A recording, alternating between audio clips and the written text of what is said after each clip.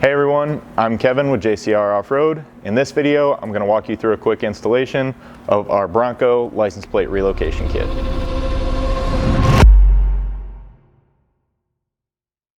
So with your factory bumper, your license plate, and the license plate light were mounted down low on the bumper. Now when you're installing our license plate relocation, you're also going to need to run a couple wires as well as tie into the factory wiring harness up inside of the interior here and route that out to the license plate mount. That's going to start with a little bit of disassembly in here, and then we'll show you how to get tied into that harness. Now this Bronco was already equipped with our folding tailgate table, so I've gone ahead and removed that real quick. If yours is equipped with this factory panel, it's just going to be a row of clips along the bottom here that you can get a pry tool behind, pull out, and then pull down to release the hooks along the top. Now you're also going to need to remove this outer trim panel. You can get started behind here, ideally with a plastic trim tool. If you don't have one, just use a little bit of caution here. Go ahead and release these clips. And then that also has hook style tabs here on the outside. Now the next main goal is to get this side interior panel removed. Before that comes out, you are going to have to pull this bottom center trim. So that's just held in with clips all the way along here. Go ahead and lift this cover panel up, then you should be able to pull on that and pop it out. After that, there's a small trim piece that needs to be removed up here that runs behind this factory roll bar. Again, just a pry tool, get one corner started, and then you should be able to work your way around and pop that free.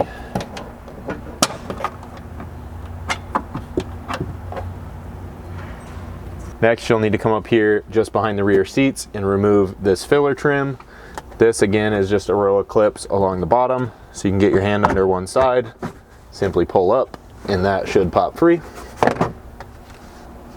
Then you'll need to come up inside your passenger rear door real briefly and just pull the back section of this lower kick plate trim up like so to allow this front edge of that rear trim panel to release down here and just slide out from under it.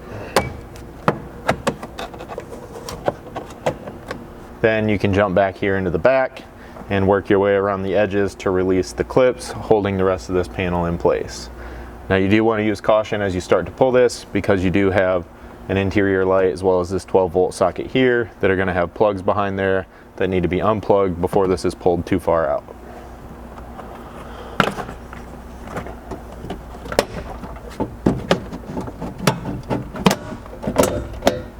Once you get this panel worked free, you can just set it off to the side for now, as we're going to be working back here in this corner.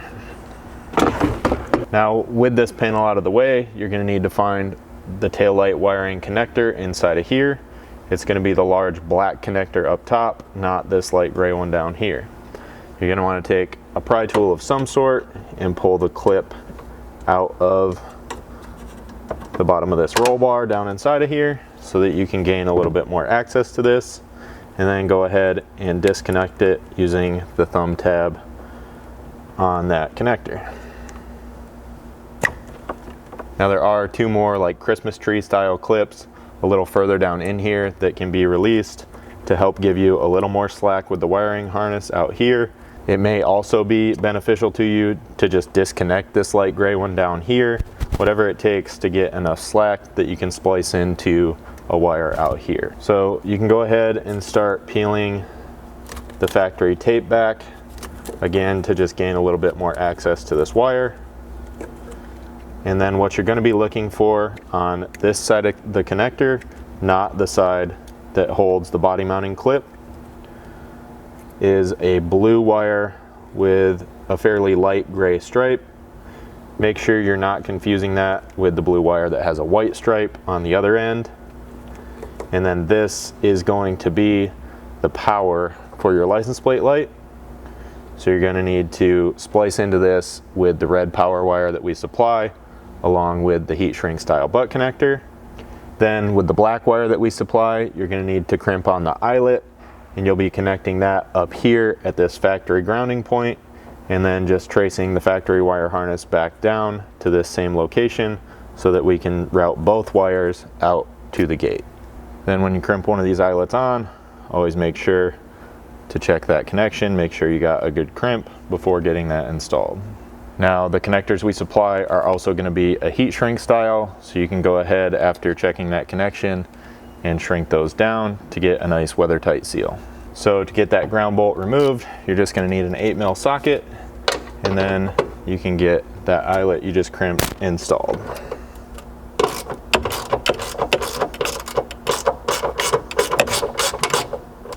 Use caution as that comes out, because if you drop that, it's going to be pretty difficult to find.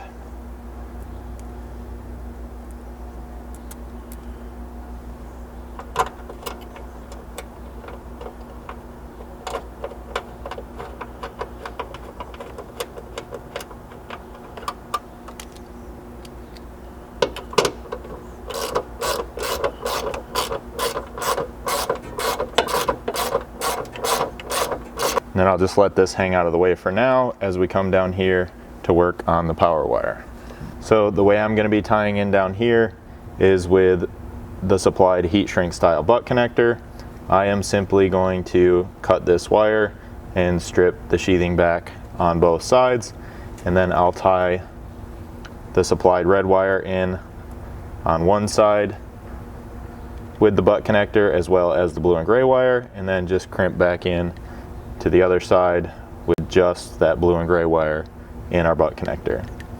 You can always refer to the owner's manual for wire splicing techniques, or choose a preferred method. That's kind of up to you.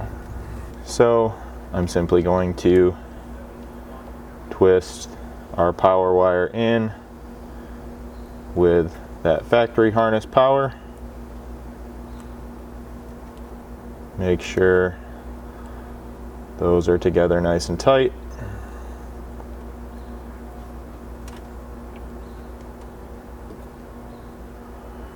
And then crimp on that supplied butt connector.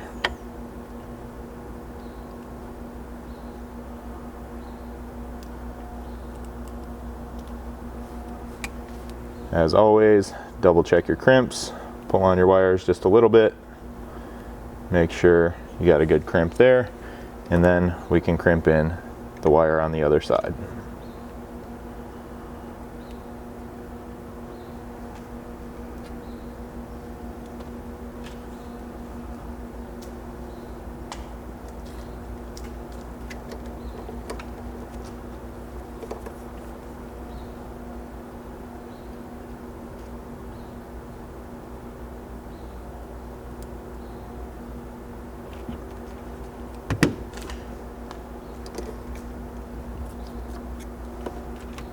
Then, just like our eyelet, I'll grab my heat gun and shrink this down. Now after that's cooled, you can go ahead and tape it back up using the factory tape, as well as maybe a little bit of additional to help hold these in place. And then you can neatly route that ground wire along the factory wire harness in here, reconnect this wire connection, and clip everything back in place there.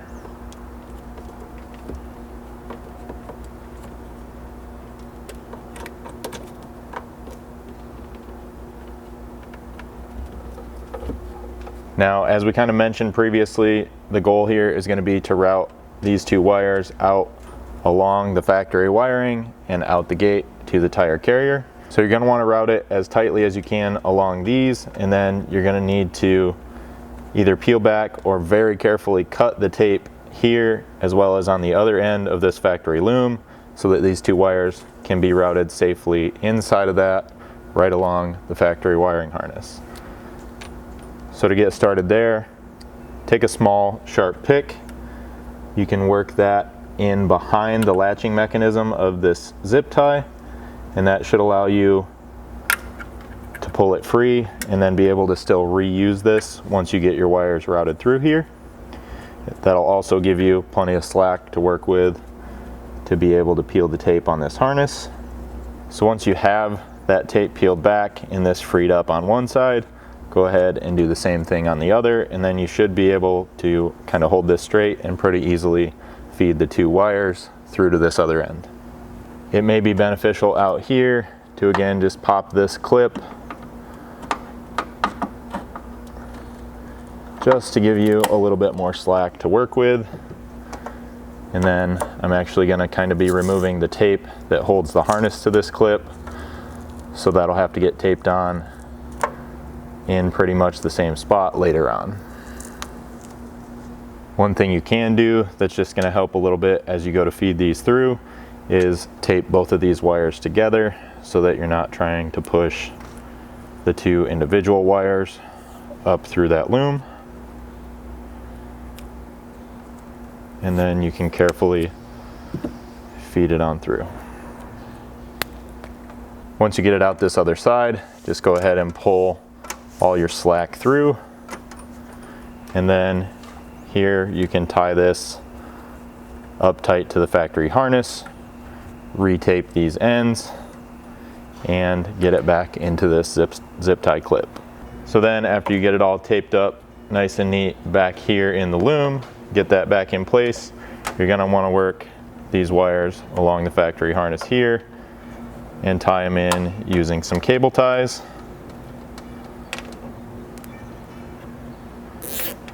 And then when you get to this opening here, you're going to want to pass these back through again, tracing that factory harness. So you're either going to want to use some of the supplied electrical loom here, or if you can get enough of this factory harness pulled back that you can get it taped up really well, just so you have something, some sort of protection as that passes through this metal window.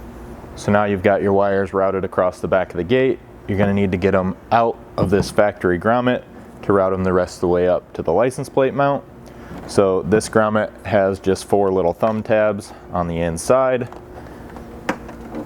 You can push those to release. You can kind of see them here.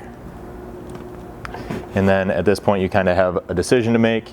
You can take the time to clip this zip tie, peel back all the electrical tape on both sides, and push the wires through this factory grommet along the same path as the factory wiring harness, which is what I'm going to try and do here.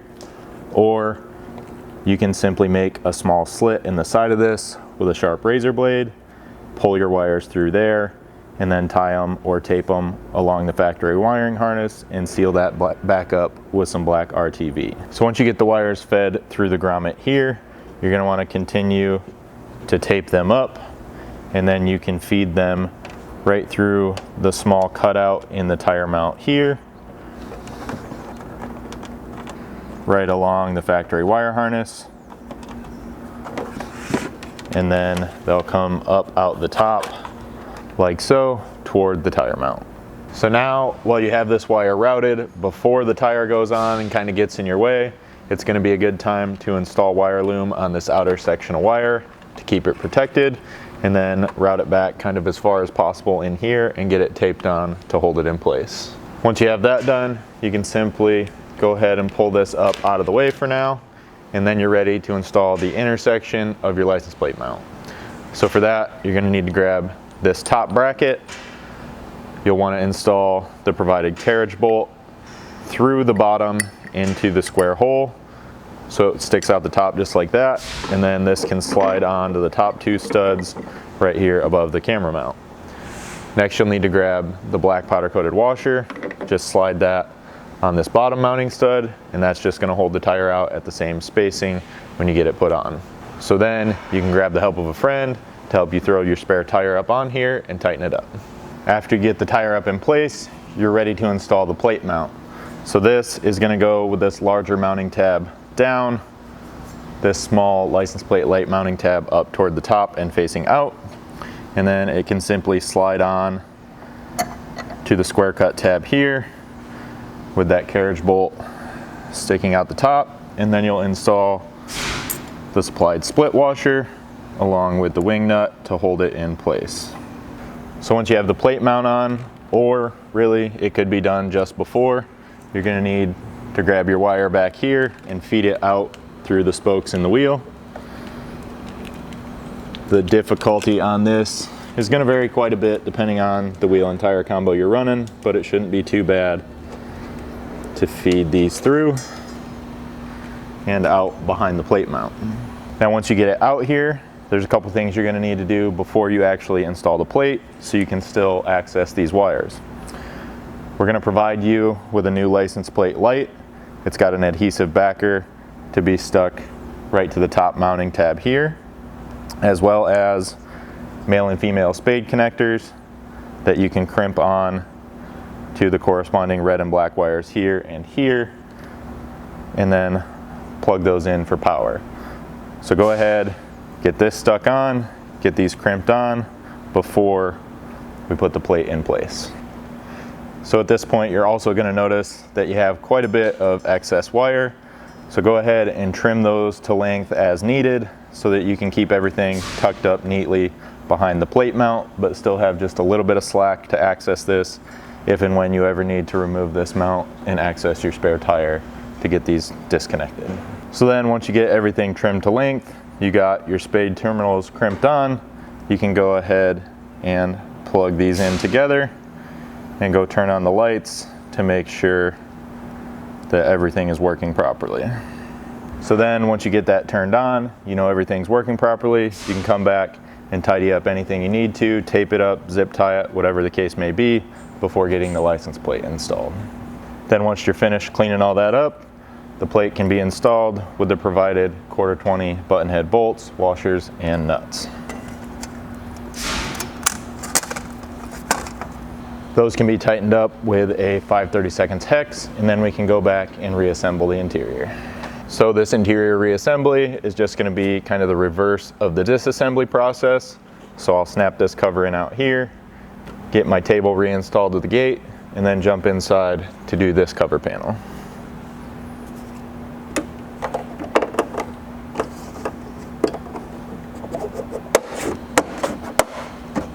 Now when you're reinstalling this interior panel, just be sure as it goes in that you get it tucked behind the seat belt up here, as well as in behind that lower kick panel that we pulled free earlier. And then don't forget to plug these wire harness connections back in so that you don't have to take this back out. So then once you get that most of the way back in place, just go ahead and make sure all those factory clips are lining back up with the appropriate holes, and work your way around the edges, popping those back in. You should hear an audible click with most of them.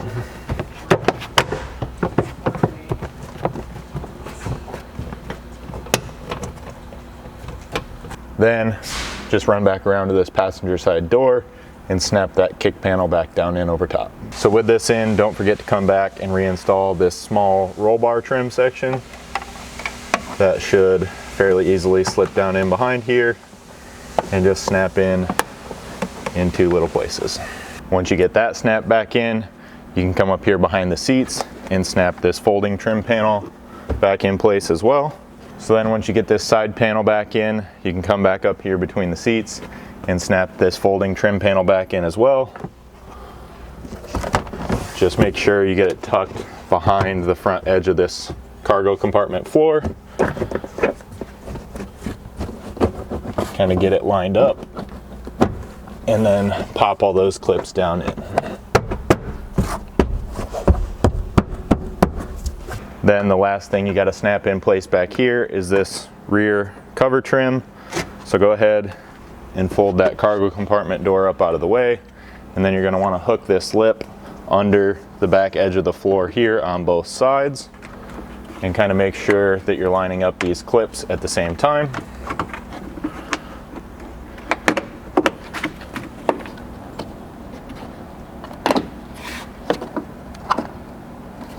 And then just work your way along, making sure all of those vertical clips that go down into the body are lined up before pressing this in place. So that'll complete this license plate relocation install. If you guys have any questions at all about this or any other JCR Off-Road product, feel free to reach out to us. You can give us a phone call at 269-353-1184 or send us an email at info@jcroffroad.com.